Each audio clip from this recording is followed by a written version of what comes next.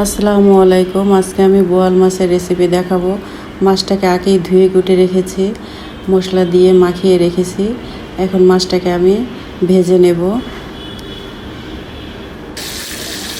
মাছটা ভাজতে গেলে অনেকেরই বোয়াল মাছ ফোটে, তো তেলের মধ্যে আগে একটু লবণ দিয়ে ভালো করে তেলটাকে পাকিয়ে নিলে তাহলে আর বোয়াল মাছটা ফোটে না।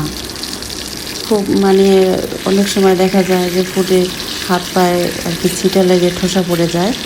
তো এভাবে যদি ভাজে তাহলে আর মাছটা ফোটে না। যাই হোক, আমি মাছটাকে এভাবে ভেজে নিলাম। তো রমজান মাস, রোজার মাস, রহমতের মাস, দেখতে দেখতে মাস চলে গেল রমজান শেষের দিক। আবার আল্লাহ পাক সামনের বছর আল্লাহ পাক বাঁচিয়ে রাখলে আবার রোজা রাখতে পারবো। যাই হোক, আমার মাছটা ভাজা হয়ে গেছে। এখন আমি মশলাটাকে কষিয়ে নিলাম ভালো করে। মশলাটা ভুনার সময় কিছু টমেটো কেটে নিছি, ওই টমেটোগুলোকে আমি মশলার মধ্যে ছেড়ে দিলাম। মশলার মধ্যে ছেড়ে দিয়ে মশলাটার মধ্যে ছেড়ে দেওয়ার পর মশলাটা ভালো করে কষিয়ে নেব, যাতে একটু পানি দেওয়ার পর মশলাটা যেন টমেটোটা নরম হয়, একটু টকটক হয়, তাহলে বোয়াল মাছটার ভুনা খেতে খুব ভালো লাগে। আমার কাছে খুবই ভালো লাগে। আপনারা এভাবে রান্না করে খেয়ে দেখবেন, ভালো লাগবে।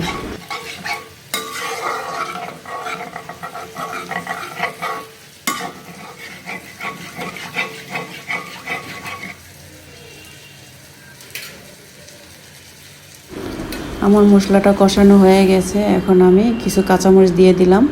তো এখন আমি মাছগুলো ছেড়ে দেব মশলার ভিতরে, যাতে মশলাটা যায় মাছের মধ্যে। তো এভাবেই আমি রান্না করি। অনেকে বোয়াল মাছ পছন্দ করে না, কারণ বোয়াল মাছ খেলে অনেকের কাশি হয়। যাদের ঠান্ডার সমস্যা থাকে তারা একটু ভয় পায় খেতে। যাই হোক, তবে আমার কাছে বোয়াল মাছটা ভালোই লাগে।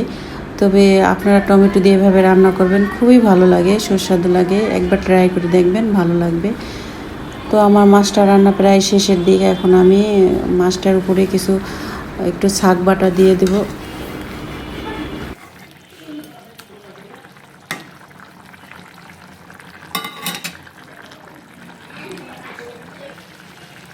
আমি আবার মাছে একটু ধনিয়া পাতা দিই এই দিনে।